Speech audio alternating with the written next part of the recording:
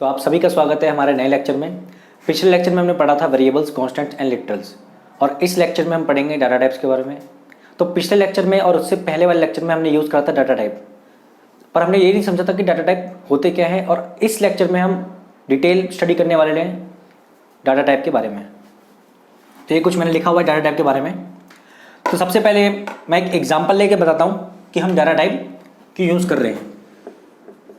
For example, suppose मैंने एक variable declare करा इन टाइप का, और वेरिएबल नेम मैंने ले लिया रोहन, आफ्टर इट सेमीकोलन। तो रोहन एक वेरिएबल बन गया और एक मेमोरी एलोकेट हो गई, ठीक है। और ये रोहन किस टाइप का है? इंटीजर टाइप का। मतलब कोई भी वैल्यू इसके अंदर आएगी तो इंटीजर टाइप की आएगी। मतलब 7 हो गया, 8 हो गया, कुछ भी हो गया तो इंटीजर टाइप की वैल्यू इसके अंदर आएगी। तो इस मेमोरी का, ये जो मेमोरी है, इस मेमोरी का कुछ साइज भी होना चाहिए। तो ये डाटा टाइप हमें क्या बताएगा? ये दो चीज बताएगा, एक बताएगा साइज, एक बताएगा टाइप, कि किस टाइप का डाटा स्टोर करेगा रोहन नाम का वेरिएबल और कितने साइज का। सो दो चीज बताएगा ये। इंटीजर यूजुअली क्या यूज करता है? 2 से 4 बाइट का साइज इंटीजर यूज करता है। अलग अलग कंपाइलर में अलग अलग साइज है। तो ये बताने का मकसद यही था कि डाटा टाइप हम क्यों यूज कर रहे हैं। ओके, नाउ तो ये मैंने बता दिया है। अब मैं जो चार्ट बना रखा है उस चार्ट के हिसाब से मैं एक एक डाटा टाइप के एक एक बारे में बताऊंगा।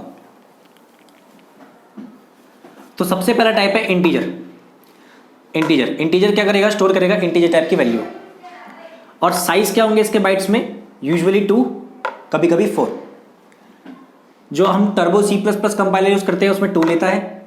देव सी, कोड ब्लॉक्स, इस कंपाइलर में 4 बाइट साइज लेता है। और फॉर्मेट स्पेसिफायर के बारे में अभी रुक के बताऊंगा आपको। सबसे पहले मैं साइज बता दे रहा हूं। दूसरा टाइप होता है कैर। कैर कौन सी वैल्यू स्टोर करता है? कैर स्टोर करता है कैरेक्टर टाइप वैल्यू, कैरेक्टर। सो कैर स्टोर करेगा कैरेक्टर टाइप वैल्यू, और कितने साइज का? 1 बाइट का। क्योंकि हमें पता है जो मेमोरी होती है वो किस में होती है? बाइट्स में।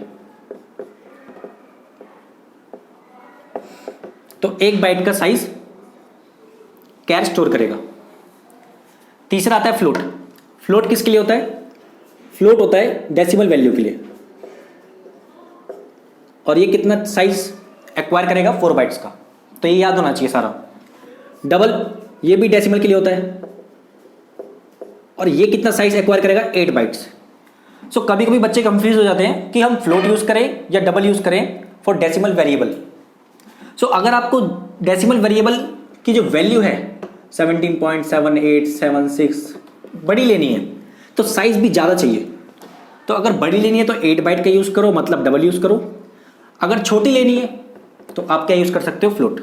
तो ये डिफरेंस है इन दोनों में। अब आते हैं शॉर्ट इंट।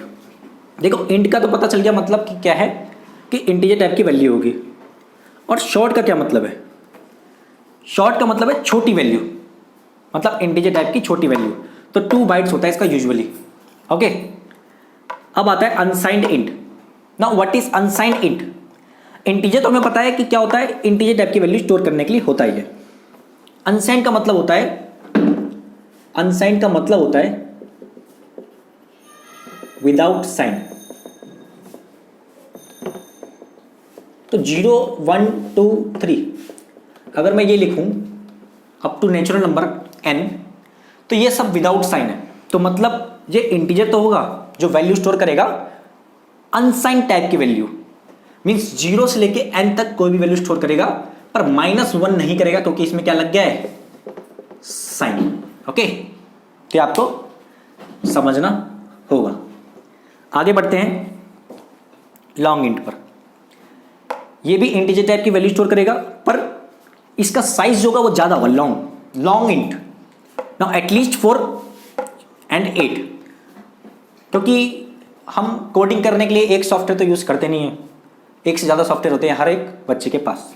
तो किसी किसी सॉफ्टवेयर में वो 4 बाइट्स यूज करता है, किसी में 8 बाइट्स। तो वो आपको देखना पड़ेगा। इसके बाद आते हैं लॉन्ग इंट। तो लॉन्ग इंट मतलब और ज़्यादा बड़ी वैल्यू हम इंटीजर टाइप की वेरिएबल में डाल सकते हैं। ओके, एटलीस्ट 8, कम से कम 8 बाइट की होगी। सो 8 मत समझो उसको, ये सब बाइट्स में, 4 8 4 ये सब बाइट्स में। After that unsigned long int, so integer type की वैल्यू है और लॉन्ग भी है, बड़ी भी है, और अनसाइंड है मींस माइनस में, नेगेटिव में नहीं आएगी, पॉजिटिव ही होगी 0 से लेके n तक, और उससे बड़ी भी हो सकती है। अब अनसाइंड लॉन्ग इंट मतलब बड़ी वैल्यू जो इंटीजर टाइप की होगी और वो क्या होगी, अनसाइंड, मींस नेगेटिव तो होने नहीं वाली। साइंड कैर क्या होता है, अब साइन लगाए यहाँ पे, साइन मतलब प्लस में भी हो सकता है और माइनस में भी हो सकता है। साइंड साफ पता चल रहा है, SIGN AD, तो साइन से ही पता चल रहा है कि पॉजिटिव भी हो सकता है, नेगेटिव भी हो सकता है। और कैर का मतलब है करेक्टर, तो करेक्टर जो हमने पढ़ा है, करेक्टर क्या होता है हमने पिछली वीडियो में ही देख लिया था। अगर सिंगल कोट्स में कुछ भी लिख दूं, कोई भी वैल्यू, तो वो करेक्टर हो जाती है। मान लो A लिख रहा हूँ, मान लो B लिख रहा हूँ, मान लो 1 लिख रहा हूँ, मान लो 2 लिख रहा हूँ, मान लो @ लिख दिया मैंने, मान लो क्वेश्चन मार्क लिख दिया सिंगल कोट्स में, तो क्या हो गया ये करेक्टर। अनसाइंड कैर का मतलब है कि साइन नहीं होगा। ओके, मतलब पॉजिटिव होगा, नेगेटिव हम लगा नहीं सकते। ठीक है, अब लॉन्ग डबल हमने देख लिया था कि डबल कितनी बाइट स्टोर कर रहा था, 8 बाइट की वैल्यू स्टोर कर रहा था। लॉन्ग डबल मतलब उससे ज़्यादा बाइट की वैल्यू स्टोर करेगा, तो यहाँ यूजुअली 10 मतलब एटलीस्ट 10, यूजुअली 12 एंड कभी कभी 16 भी। तो किसी में यूजुअली 10 भी होता है, जैसे मेरे कंपाइलर देवसी, उसमें यूजुअली 10 भी स्टोर करता है। तो ये हमने बता दिया कि type and size in bytes क्या होते हैं अकॉर्डिंग टू वेरिएबल्स। अगर हमें इंटीजर टाइप की वैल्यू स्टोर करानी है तो इंटीजर टाइप यूज़ करेंगे, अगर करेक्टर टाइप स्टोर करानी है तो करेक्टर टाइप यूज़ करेंगे, अगर फ्लोट टाइप यूज़ करानी है तो फ्लोट टाइप यूज़ करेंगे। तो इस हिसाब से हम चॉइसेस हैं हमारे पास कि कितनी बड़ी वैल्यू, कितनी छोटी वैल्यू, कैसे हमें यूज़ करनी है टू डिफाइन और टू डिक्लेयर अ वेरिएबल। ठीक है, अब हम पढ़ेंगे फॉर्मेट स्पेसिफायर के बारे में। उसके बाद हम कुछ टॉपिक्स मैंने यहाँ लिखे हुए हैं, इसको डिटेल में समझेंगे। ओके, तो let me erase.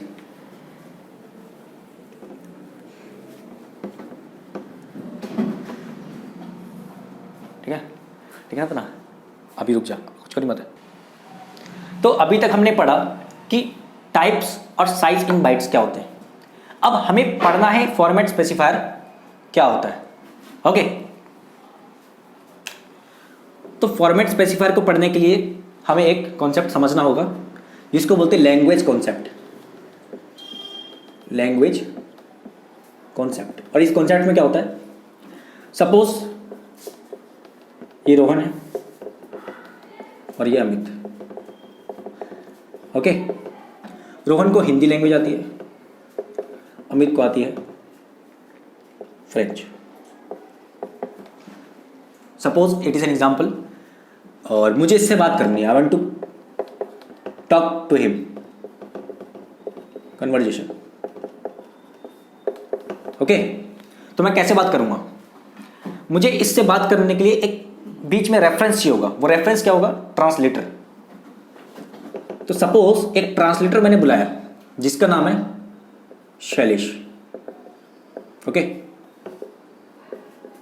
Rohan, Amit, ये शैलेश है, इसको दोनों लैंग्वेज आती है, हिंदी भी और फ्रेंच भी। तो मुझे आती है हिंदी, अमित को आती है फ्रेंच। ओके, अगर मुझे इससे बात करनी है अमित से तो कैसे करूंगा। अब इंटरमीडिएट कौन है यहाँ पे, शैलेश, तो मैं बोलूंगा इसको हिंदी में, ये फ्रेंच में कन्वर्ट करके इसको बोल देगा, और ये बोलेगा इसको फ्रेंच में, ये फ्रेंच से हिंदी में कन्वर्ट करके मेरे को बोल देगा, और हमारी बात सक्सेसफुल हो गई। तो ये कॉन्सेप्ट होता है लैंग्वेज कॉन्सेप्ट। सो जहां तक हम जानते हैं कि कंप्यूटर की लैंग्वेज और ह्यूमन की लैंग्वेज दोनों अलग होती हैं। कंप्यूटर किस लैंग्वेज में समझता है, कभी कभी वो हेक्साडेसिमल लैंग्वेज में समझ लेता है, कभी कभी डेसिमल में समझ लेता है, और कभी कभी ऑक्टल में भी समझ सकता है, पर यूजुअली हेक्साडेसिमल लैंग्वेज में कंप्यूटर समझता है। तो अगर मैं कंप्यूटर, सपोज मैं एग्जांपल ले लेता हूं यहाँ पे, उससे ज़्यादा समझ आएगा आपको। इंट वेरिएबल नेम में ले रहा हूं एम्प्लॉय सैलरी सेमीकोलन, और एम्प्लॉय सैलरी में क्या असाइन कर दिया मैंने,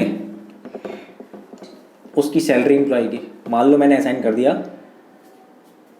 1 लाख, ओके, और ये क्या चला गया एम्प्लॉय सैलरी में। तो एम्प्लॉय सैलरी का एक मेमोरी बनेगी जिसके अंदर सिर्फ इंटीजर टाइप की वैल्यू जाएगी, और इंटीजर टाइप की वैल्यू मैंने असाइन कर दी है, और इसके अंदर चल जाएगा 1 लाख। तो अब ये समझेगा कैसे कंप्यूटर कि 1 लाख लिखा है, हम तो उसको अपनी लैंग्वेज भेज रहे हैं ना कि 1 लाख है। कंप्यूटर की लैंग्वेज ये थोड़ी ना है, ये तो अपनी लैंग्वेज है, कंप्यूटर की लैंग्वेज हेक्साडेसिमल है। तो अगर कंप्यूटर को समझना है कि ये कौन सी लैंग्वेज है, उसके लिए हम क्या यूज़ करते हैं, फॉर्मेट स्पेसिफायर।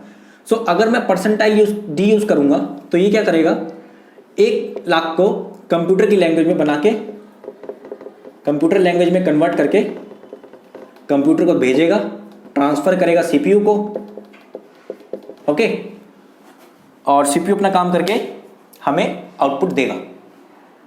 तो ये था लैंग्वेज कॉन्सेप्ट, और अब हम समझाएंगे फॉर्मेट स्पेसिफायर एक एक करके कि किस चीज़, किसके लिए, किस डाटा टाइप के लिए क्या फॉर्मेट स्पेसिफायर यूज़ करते हैं। So let me erase this. Now हमने बता दिया लैंग्वेज कॉन्सेप्ट से कि फॉर्मेट स्पेसिफायर क्या होता है और क्यों यूज़ करना चाहिए। नाउ अब हम बताएंगे कि किस टाइप के लिए कौन सा फॉर्मेट स्पेसिफायर यूज़ करना चाहिए, और ये आपको याद होना चाहिए अगर आपको सी प्रोग्रामिंग करनी है। कुछ है बेसिक, कुछ याद होनी चाहिए, ये जो कुछ है कि कुछ याद नहीं भी कर सकते तो कोई दिक्कत नहीं है, ठीक है, पर कुछ याद होने चाहिए। मैं बता दूंगा कौन कौन से बेसिक है जो याद होने चाहिए आपको। ना इंटीजर टाइप जो होगा उसके लिए फॉर्मेट स्पेसिफायर यूज होगा परसेंटाइल डी। ये जो साइन दिख रहा है ये परसेंटाइल का साइन है, ये वाला साइन, इसको बोलते हैं percentile. Percentile D, percentile I. Percentile D turbo C plus plus use कर रहे हो तो यूज कर रहे हो, Dev C, code blocks, percentile D चल जाएगा। कुछ कुछ कंपाइलर्स होते हैं ऑनलाइन जिसमें परसेंटाइल आई चलता है, ठीक है, वो आपको देखना पड़ेगा खुद। कैर में यूज कर रहे हैं परसेंटाइल सी, फॉर्मेट स्पेसिफायर। मतलब अगर हम यूजर से कोई कैरेक्टर वैल्यू देंगे तो अगर कंप्यूटर को समझना है तो परसेंटाइल डी सी लगाएंगे और वो कन्वर्ट करके कंप्यूटर लैंग्वेज में सीपीयू को डाटा ट्रांसफर कर देगा। ना फ्लोट में यूज करेंगे परसेंटाइल एफ, डबल में यूज करेंगे percentile L F, short int में यूज करेंगे परसेंटाइल एच डी। ये आपको याद होनी चाहिए। अनसाइंड इंट, क्योंकि मैंने बता दिया कि अनसाइंड इंट क्या होता है इसलिए मैं बता नहीं रहा हूँ, मैं सीधा बता रहा हूँ कौन सा फॉर्मेट स्पेसिफायर यूज करेंगे। परसेंटाइल यू कैसे बोलेंगे इसको, long int percentile L D, long int percentile L L D और percentile L L I according to the compiler. Unsigned long int percentile L U, unsigned long int percentile L L U, unsigned char percentile C, unsigned char और signed char percentile C, same है दोनों का। Long double percentile capital F, L and small F, okay. तो ये है format specifier जो हमें use करने होंगे ना। अब मैं बताऊंगा इन सब के बारे में जो मैंने कुछ लिख रखा है यहाँ पे पहले से। इंट के बारे में बताऊंगा सबसे पहले मैं।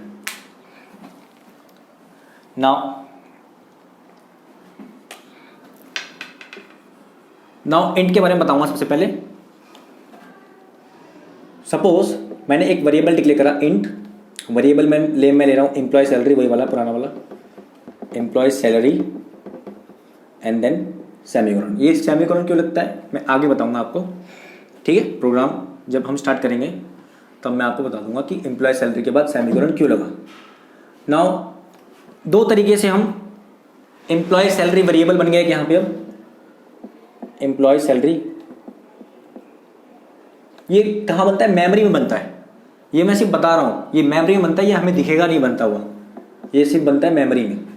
तो एम्प्लॉय सैलरी का एक वेरिएबल बनेगा, कितने बाइट का होगा, ये इंटीजर है 2 या फिर 4 बाइट, तो यहाँ पे लिख दो 2 या 4 बाइट का होगा ये, ठीक है, यहाँ बाइट लिख दो, ओके। सपोज मुझे इसमें वैल्यू एंटर करानी है तो 2 टाइप से एंटर करा सकता हूँ।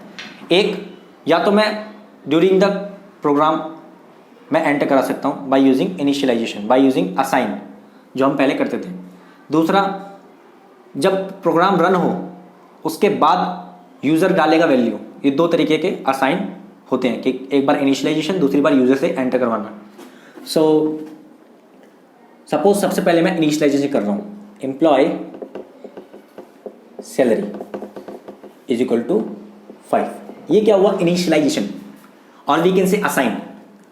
What is this? इनिशियलाइजेशन और असाइन, और we can say assigning. Okay, और यहां चला गया 5 अब इसके हिसाब से 5 का चला गया एम्प्लॉय सैलरी में. नाउ एक तो हो गया ये ड्यूरिंग द प्रोग्राम, दूसरा होता है after program run. After program run हम कर रहे हैं, वैल्यू असाइन करवा रहे हैं, वैल्यू प्रोवाइड करवा रहे हैं. सो इसको हम कैसे कराएंगे? By using scanf. Scanf double quotes percentile d double quotes comma address of variable name employ salary then semicolon. तो ये बताऊंगा अगले वीडियो में स्कैनएफ क्यों लगा हुआ है, सेमीकोलन और परसेंटाइल डी तो बता दिया क्यों लगा हुआ है, ये M% होता है ये क्यों लगा हुआ है. बस अभी तो मुझे जो एम है वो ये है कि ये मैं बता दूं आपको कि आफ्टर प्रोग्राम रन के बाद हम कैसे यूजर से एंटर करवा सकते हैं. तो ये 2 तरीके होते हैं करवाने के. ये समझना है आपको तो अगली वीडियो में आपको देखना पड़ेगा कि क्यों लगता है ये. ठीक है, तो ये हो गया एंड के बारे में. Now moving on float and double.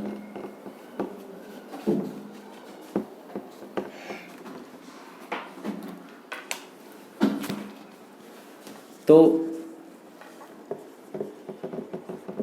Float और डबल ये किसके लिए होते हैं? डेसिमल के लिए होते हैं. अगर मुझे कितने बाइट का 4 बाइट का कुछ स्पेस चाहिए मेमोरी में तो मैं फ्लोट यूज़ करूँगा. अगर 8 बाइट का चाहिए तो मैं डबल यूज़ करूँगा अकॉर्डिंग टू माय वैल्यू कि क्या असाइन करवाना है. तो ये हो गया फ्लोट डबल के बारे में. असाइन और दूसरा 2 बताया था मैंने. एक असाइन होगा by using initialization during the programme,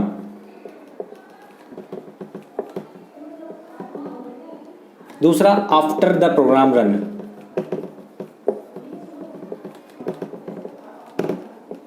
और इसमें क्या यूज करेंगे? Format specifier percentile f. तो ये हो गया फ्लोट एंड डबल के बारे में. यूज कैसे करेंगे वो अगले प्रोग्राम में आपको समझ आ जाएगा. अभी आपको ये सब याद होना चाहिए. तीसरा है हमारे पास कैर. कैर आपको बता ही दिया था किसके लिए होता है? कैरेक्टर के लिए. कैरेक्टर के लिए होता है. और कैरेक्टर क्या होता है? सिंगल कोट्स में अगर कोई भी वैल्यू डाल दी वो क्या हो जाएगा? Character. Okay, now after that void. Void बहुत इंपॉर्टेंट टर्म है. ये हर एक प्रोग्राम में सी के आपको मिलेगा. सो वॉइड का मतलब क्या होता है? वॉइड का मतलब होता है absent, not present. Not present. और we can see that not returning anything to the function call. ये हम बोल सकते हैं void के बारे में. सो अभी इतना ही जान लो आप कि void क्या होता है? Absent, not present, not returning anything to the function call. अब अगले प्रोग्राम में आपको पता चलेगा या अगले लेक्चर में आपको पता चलेगा कि void हम क्यों यूज़ कर रहे हैं और कहाँ यूज़ करना है. Short long. शॉर्ट मतलब छोटा वैल्यू, लॉन्ग मतलब बड़ी वैल्यू. तो शॉर्ट से समझ लो आप स्मॉल, लॉन्ग तो लॉन्ग ही होता है. ठीक है, नाम भी वही और काम भी वही. ठीक है. साइज ऑफ को मैं थोड़ा डिटेल में बताऊंगा कि साइज ऑफ क्या होता है. साइज ऑफ को बोलते हैं हम कीवर्ड भी बोलते हैं कभी कभी, और कभी कभी साइज ऑफ को हम ऑपरेटर भी बोल देते हैं. ये ऐसे लिखा होता है, एस स्मॉल होता है, यहाँ पे जेड कैपिटल में होता है, ये जेड कैपिटल में, और सब स्मॉल लेटर में होते हैं. तो सपोज मैंने 3-4 वेरिएबल डिक्लेयर करता हूँ यहाँ पे. Int Rohan semicolon, float Amit semicolon, double में ले लेता हूँ एम्प्लॉय सेमीकोलन, और ले लेता हूँ लॉन्ग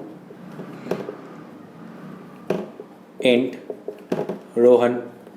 नाम सेम नहीं रख सकते. मैंने पहले वीडियो बनाया था कि वेरिएबल्स नेम या आइडेंटिफायर नेम हमेशा यूनिक होंगे. तो यहाँ मैं रोहन नहीं लिख सकता, अगर एक बार रोहन लिख दिया मैंने तो कोई और नाम लिखना पड़ेगा। लिख देता हूँ रोहन 1, अब तो लोग हो गए ना, ठीक है। अब मान लो मुझे साइज ऑफ ऑपरेटर यूज करना है, तो साइज ऑफ ऑपरेटर क्या बताता है हमें? साइज ऑफ ऑपरेटर बताता है वेरिएबल्स का जो टाइप है उसका साइज क्या है।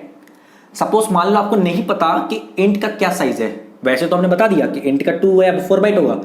सपोज आपको खुद देखना है कि प्रोग्राम रन करके भाई कि इंटीजर का क्या साइज है, ठीक है, तो आप क्या यूज करोगे? Size of operator. नाम से पता चल रहा है, क्या बताता है? साइज। किसका साइज? वेरिएबल का जो टाइप होगा उसका size. So size of operator, size of operator tells us the size of variable type. Okay, so how to use it? इसको यूज करने के लिए तो अब हमें यूज करना है साइज ऑफ ऑपरेटर। तो ये चीज मैंने बता दी, ये मिटा रहा हूं मैं, लिख लेना। ओके, तो let me use printf statement. printf क्या करता है? प्रिंट करता है आउटपुट। ये अगले वीडियो में आपको पता चल जाएगा कि यूज होता है, अभी मैं सिर्फ बता रहा हूँ कि यूज कैसे करना है। या तो printf बना लो, आपको ज़्यादा बर्डन हो जाएगा। मैं सीधा ले लेता हूँ साइज ऑफ ऑपरेटर। सपोज मैंने लिख दिया साइज ऑफ रोहन, मान लो मैंने लिख दिया साइज ऑफ अमित, मान लो मैंने लिख दिया साइज ऑफ एम्प्लॉय, क्योंकि मैंने बताया था आपको वेरिएबल नेम का टाइप का साइज बताता है। मान लो मैंने लिख दिया साइज ऑफ रोहन 1, ये मैंने स्टेटमेंट लिख दी, ठीक है। अब मुझे ये क्या बताएगा? साइज ऑफ रोहन ये बताएगा कि रोहन जिस टाइप का है उसका साइज क्या है। इंटीजर टाइप का है, उसके साइज क्या है? 2 और 4, ये बताएगा 2 और 4। अमित किस टाइप का, उसका साइज क्या है? Float 4 byte, 4 byte. ओके, यहाँ बाइट लिख दो। Size of employ, employ double है और डबल जो है वो 8 बाइट का है, तो यहाँ बताएगा 8 बाइट। डी छोटे में लिख लो, ठीक है। साइज ऑफ रोहन 1, रोहन 1 किस टाइप का है? लॉन्ग इंट टाइप का है, तो लॉन्ग इंट हमने देखा यहाँ पे एटलीस्ट 4 एंड 8, तो किसी किसी कंपाइलर में 4 बताएगा, किसी किसी कंपाइलर में 8 बताएगा, वो आपको देखना होगा, ठीक है। अब आगे हम पढ़ते हैं कि ये बूल, इनएमोरेटेड और कॉम्प्लेक्स, ये क्या लिखा हुआ मैंने। सो कुछ एक्स्ट्रा डाटा टाइप होते हैं, एक्स्ट्रा डाटा टाइप जो हमें पढ़ने तो नहीं है पर हमें नाम पता होना चाहिए कि और कौन कौन से डाटा टाइप होते हैं। तो एक होता है बूल, दूसरा होता है enumerated, third is complex. Okay, ये 3 डाटा टाइप होते हैं जो हमें पढ़ने तो नहीं है पर पता होना चाहिए 3 डाटा टाइप और होते हैं। और आखिरी में आता है सबसे important, very very important, derived data type.